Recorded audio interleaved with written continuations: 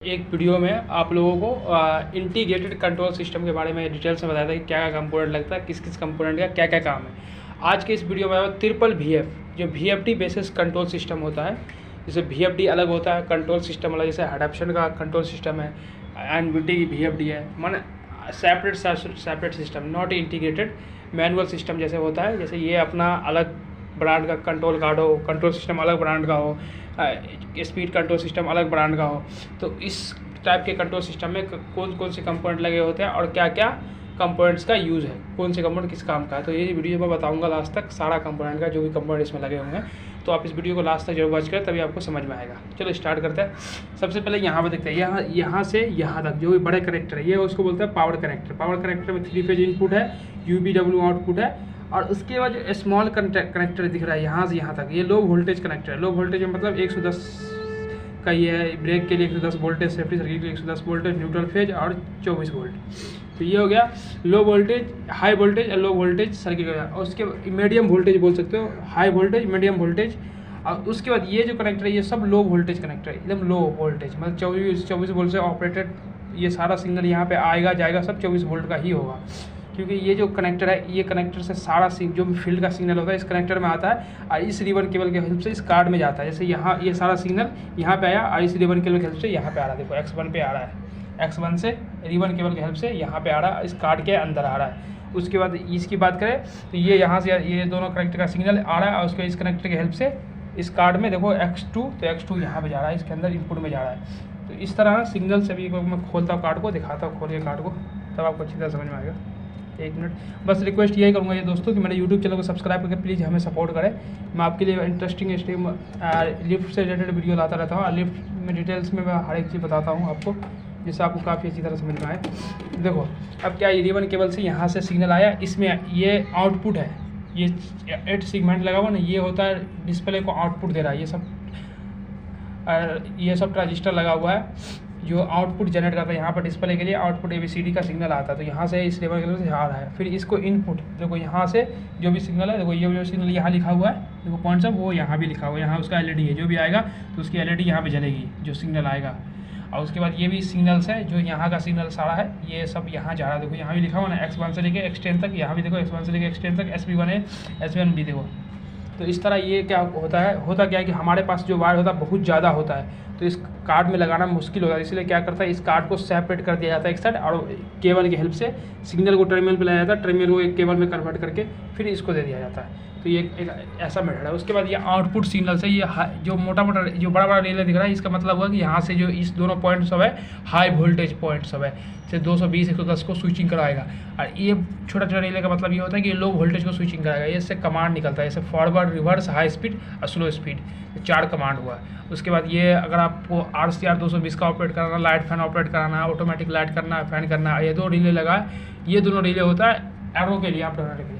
उसके बाद ये वोल्टेज, ये हाई वोल्टेज होता है, ये इनपुट भी हाई वोल्टेज होता है कार्ड में। तो इस कार्ड में हाई वोल्टेज इनपुट है जो 3 फेज को मेजर करता है, 3 फेज इनपुट को चेक करता है कि 3 फेज इनपुट RST आ रहा है कि नहीं आ रहा है। उसके बाद ये सेफ्टी सर्किट 110 वोल्टेज बन के इस कार्ड के अंदर जाता है। उसके बाद ये कार्ड में ये डिस्प्ले होता है HMI, इसमें बताएगा कि लिफ्ट क्या क्या कर रही है, चल रही है, रुकी है, क्या दिक्कत है, वो ये डिस्प्ले बताता रहता है आपको। उसके बाद इसके अंदर ये प्रोग्रामिंग पोर्ट होता है, इससे हम प्रोग्रामिंग इसको करते हैं, जो भी चीज़ एक्सेस करना वो करता है। और ये दोनों relay output door open close के लिए जनरेट होता है। तो यहाँ पर आपको लिखा भी होगा, जो कंपनी ने ग्लास के ऊपर भी लिख रखा है, आप LED के सामने भी लिख रखा है और यहाँ पे भी लिख रखा है।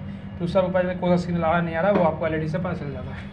ओके दोस्तों, तो मेरा मकसद ये था कि कंपोनेंट, इसलिए मैंने थोड़ा बता दिया डिटेल्स में कि आपको समझ में आ जाए। बाकी कंपोनेंट इसमें क्या क्या लगा उसका डिटेल्स में बता दूँ। तो सबसे पहले power connector, low voltage connector, medium voltage connector and low voltage connector. उसके बाद ये 2 कॉन्टेक्ट, ये MCB है, 3 फेज की MCB, जो 3 फेज सप्लाई को यहाँ से MCB के थ्रू इसमें ड्राइव में गया हुआ है, और ड्राइव में, और ये कार्ड में आया हुआ 3 फेज को रेड येलो ब्लू वायर आया हुआ। उसके बाद उसके बाद ये 2 MCB लगा हुआ है। एक MCB तो है R फेज, मतलब ये ट्रांसफार्मर को जा रहा सिंगल फेज सप्लाई R, वो MCB के थ्रू दिया। इनकेस ट्रांसफार्मर को शॉर्ट सर्किट होता है तो ये ट्रिप कर जाएगा, या इसका आउटपुट इनपुट शॉर्ट सर्किट होगा ट्रिप कर जाएगा। उसके बाद 2 नंबर न्यूट्रल फेज के लिए, देखो 2 नंबर यहाँ पे आ रहा है, जो न्यूट्रल फेज में कोई भी शॉर्ट सर्किट होगा तो ये ट्रिप कर जाएगा।